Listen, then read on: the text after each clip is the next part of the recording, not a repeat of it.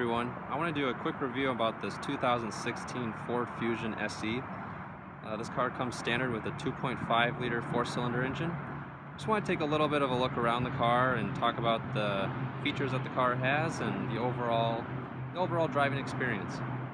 So this is a very sharp looking car. I think it looks a lot like an Aston Martin in the front of it. And even for this SE trim, which is only in the low 20s for its starting price, it has a very sharp look, and it comes with alloy wheels on this model as well. This car is in a burgundy color. I've had a lot of cars recently that are in a red hue. Standard wheel is a 17-inch wheel. These are 235P 50 R17. So it's a very sharp looking car even in this base trim. I think if it had a little bit bigger wheels like the upper models have, this car would look even better. Let's take a look inside the car now.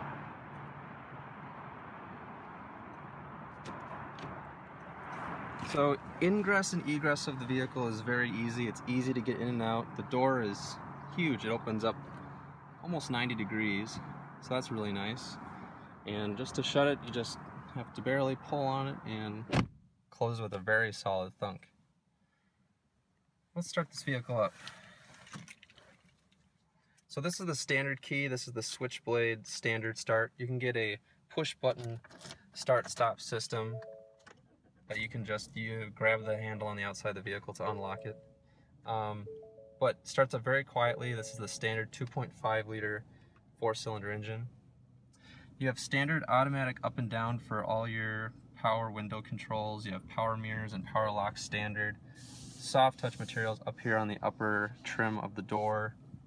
This aluminum look, very solid door handle. And overall, this is a cloth interior, so you're going to have a little bit of a leatherette stitching right here and padding for your arm. It's very soft. This door feels very solid too. It's a very solid car. And you have this kind of a cloth material here that's leather on the. If you have leather trim seats, you're going to have leather here instead on the upper trims.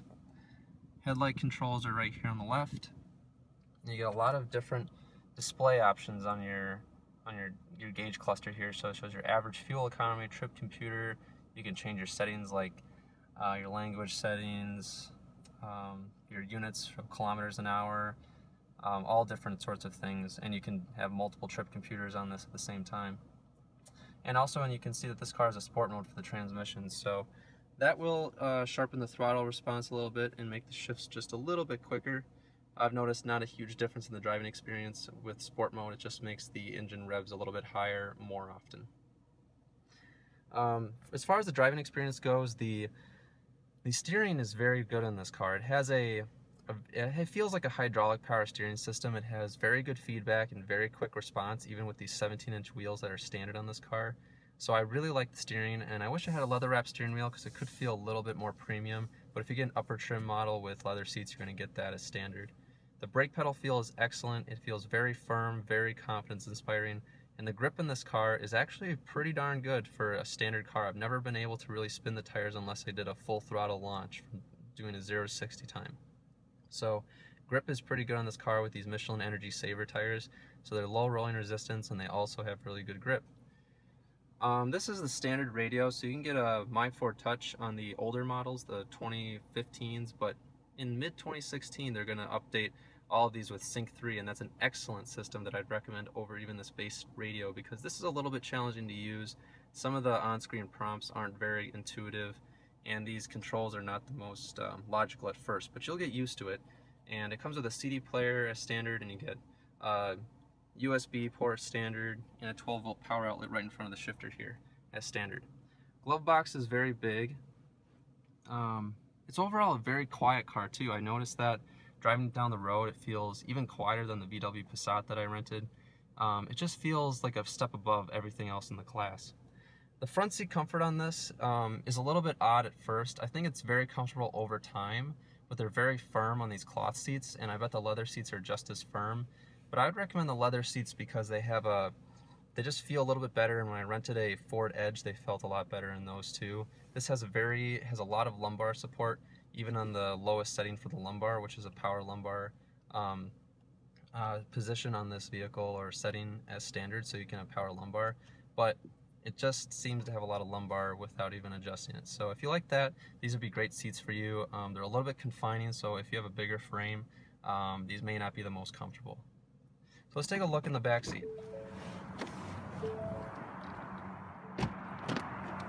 So back here, let's go take a seat on the other side because I have a lot of luggage.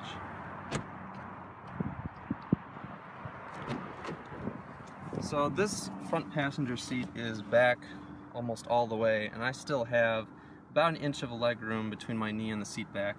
There's plenty of toe room. Like, I got plenty of toe room here, so if, you know, even if it's far back, you feel like your legs have lots of room. You have AC vents in the back. You also get a standard armrest that's really well positioned, and you also have cup holders there too. So plenty of headroom even with the styling, and you get these grab handles all the way around the vehicle, and that's really nice. Lots of headroom, lots of legroom, and you get a vanity light back here as standard. Let's take a quick look in the trunk. Your trunk control is either on your key fob, or you're going to have it right here next to the dash, next to the steering wheel. So this is how the trunk opens. It opens up a little bit, and you do have fold down rear seats in this vehicle, but it does not have a pass-through for your skis. It's a split 60/40 rear seat. Has plenty of room back here, so you can fit a lot of luggage.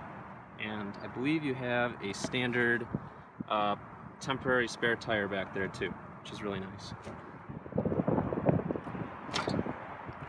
So overall, I think this is a fabulous vehicle for this class. I think the driving experience is what sets it apart, and the refinement that the vehicle has. So if you're looking for something a little bit more refined than your typical family sedan or midsize sedan, but don't want to pay the premium price, I think this might be your ride. Thanks for watching today, and I hope you enjoyed this review.